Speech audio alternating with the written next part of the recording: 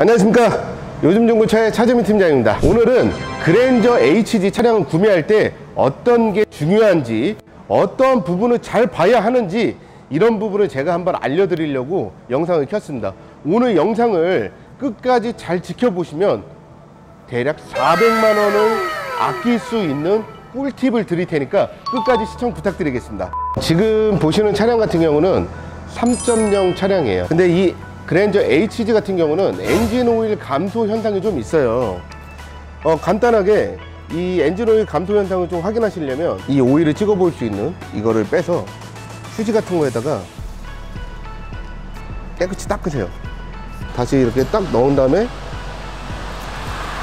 이 엔진 오일이 얼마나 찍히는지를 봐야 돼요.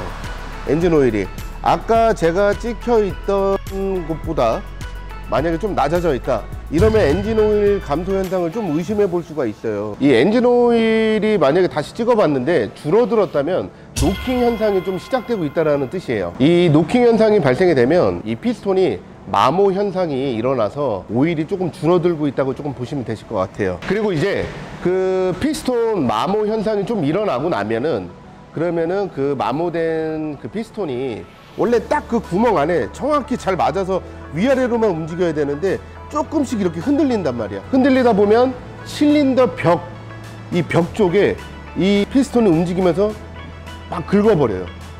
스크래치를 내버려. 그래서 이런 경우에는 엔진의 보링을 좀 해주는 수리를 하셔야 돼요.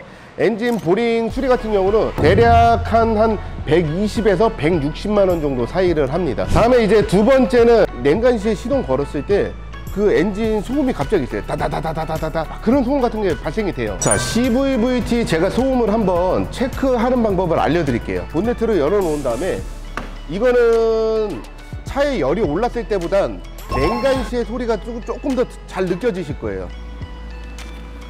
자, 몸을 절반 이상을 바깥으로 뺀 상태에서 시동을 걸어주는데, 시동을 걸어줄 때 처음에 엔진에서 이상한 소리가 좀 날 수가 있어요.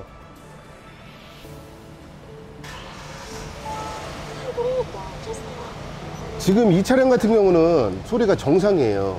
아, 이게 지금은 다다다다다 하면서 시동이 바로 걸리는데, 그 CVVT 이제 소음이 발생이 되기 시작하면 처음 시동 걸었을 때 라고 해야 되나? 아, 이거 효과음으로 되게 어렵다. 하여튼 시동 걸었을 때 이러한 정상적인 시동 소리가 아니라 약간 덜덜덜덜 막 이런 소리 비슷하게 시동이 걸릴 때가 있어요. 그러면 그거는 CVVT의 이제 수리를 요할 수 있는 상황이기 때문에 그거를 좀 의심해 봐야 됩니다. 만약에 CVVT를 수리한다고 하면은 대략적으로 한 100만원 전후로 좀 보시면 될 것 같습니다. 그래서 꼭 그 부분도 체크를 해 보셔야 합니다. 다다다다다다. 자, 이번에는 그랜저 HG의 타이밍 체인에 대해서 제가 설명을 드릴 건데요. 이 그랜저 HG 같은 경우는 GDI 엔진이기 때문에 딸딸딸딸 그러는 원래 특유의 엔진 소리가 있습니다. 원래 GDI 엔진은 엔진에다가 기름을 직분사하기 때문에 그 폭발량이 조금 더 세서 엔진 소음이 조금 더 있습니다. 근데 그 소리가 아니라 체인이 늘어나서 약간 털털털털 무언가 털린다라는 비슷한 소리가 나요. 딸딸딸딸 말고 그 소리가 조금 커지면 털털털털 이렇게 소리가 나는데 그 텀이 조금 더 길어져요. 그래서 이 타이밍 체인이 늘어나게 되면 나중에 이 차에 엔진에 좀 큰 문제가 좀 발생이 될 수가 있습니다. 타이밍 체인 같은 경우는 대략 수리비는 공업사마다 다르지만 이 부분도 100만원 전후라고 보시면 되실 것 같습니다. 팀장님, 근데 이런 HG 연식이면 키로수가 보통 조금 있는 차들이 많잖아요. 그러면은 체인이나 뭐 벨트나 이런 거 교체 주기는 어느 정도로 잡아주는 게 좋아요? 아, 그거는 굉장히 애매해요. 이 타이밍 체인 같은 경우는 정말 관리가 잘 돼 있는 차량은 정말 폐차할 때까지 단 한 번도 교환하지 않는 차량들도 꽤 많이 있습니다. 근데 관리를 잘 못했던 중고차를 구매를 하실 때는 그 부분의 수리비를 꼭 감안하셔야 돼요. 그런 부분은 약간 복불복 같아요. 차량을 구매하시기 전에는 좀 공부를 많이 해보신 다음에 구매를 하셔야 될 것 같아요. 자, 이번에는 네 번째, 에어컨 호스 파이프에서 에어컨 가스가 생각보다 누설이 많이 됩니다. 만약에 파이프에서 가스가 누설이 된다 하더라도 에어컨은 나옵니다. 근데 뭐 1년 쓰고 다음 연도에 이제 에어컨을 트니까 다음 여름에, 근데 에어컨은 안 시원해. 그래서 가스를 다시 충전을 해야 돼.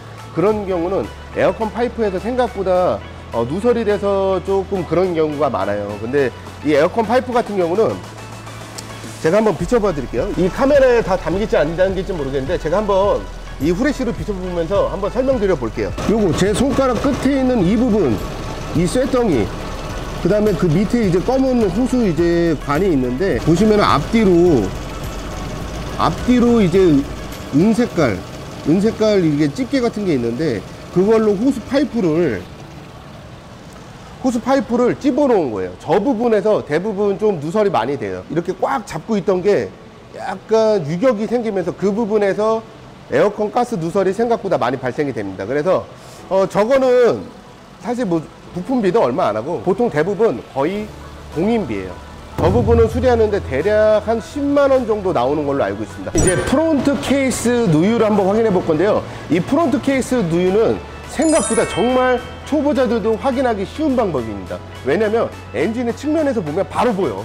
바보가 아닌 이상 다 볼 수가 있다고. 자, 제가 방금 말씀드렸던 그 에어컨 그 파이프 그쪽인데요. 파이프 이쪽에 있고 이 옆에 여기 카메라로 한번 비춰주세요. 자, 보시면은 저기 겉벨트가 돌아가고 있는데요. 그 겉벨트 안쪽에 이제 은색 부분들이 좀 있어요. 이 겉벨트 안쪽에 이제 은색깔 쇳덩이를 프론트 케이스라고 합니다. 저 부분의 측면에 그냥 오일이 좀 묻어나 있어요.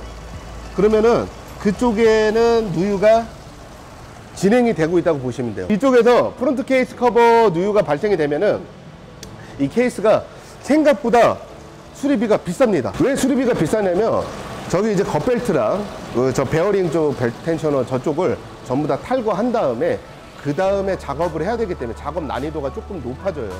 그래서 수리비가 제가 알기로 한 대략 요것도 한 40만 원 정도 나오는 걸로 알고 있어요. 자, 이번에는 MDPS 고장이 나 있는지 안 나 있는지, 뭐 커플링이 문제인지 오무 기어가 문제인지 이 스티어링 기어 쪽에 고장을 한번 확인해 볼 건데요. 자, 핸들을 이렇게 계속 돌려봅니다. 돌리다 보면 어느 순간에 뚝뚝뚝 소리가 날 수도 있어요. 뚝뚝뚝 소리가 나는 부분을 찾아서 어느 부위에서 딱 돌렸을 때 그 부위에서 뚝뚝뚝 그 지점에서 뚝뚝뚝 소리가 났다. 그때 핸들을 그 자리에서만 계속 왔다 갔다 해주는 거예요. 같은 자리에서 뚝뚝뚝뚝뚝뚝 소리가 난다면 그러면 커플링일 경우가 굉장히 높습니다. 근데 핸들을 돌리다 보니까 간헐적으로 뚝뚝뚝뚝 소리가 난다. 뭐 이쪽으로 돌리다가 어느 부위인지는 알 수는 없지만 났다 안 났다 한다. 이런 경우는 오무기어 쪽을 좀 보셔야 될 것 같아요. 오무기어는 수리비가 조금 비싸요. 그래서 웬만하면 재생을 쓰시는 거를 저는 추천드립니다. 그 다음에 이제 핸들을 막 이렇게 돌리다가 갑자기 무거워질 때가 있어요. 잠길 때가. 그럴 때는 또 MDPS 좀 의심을 해보실 필요도 있으시고요.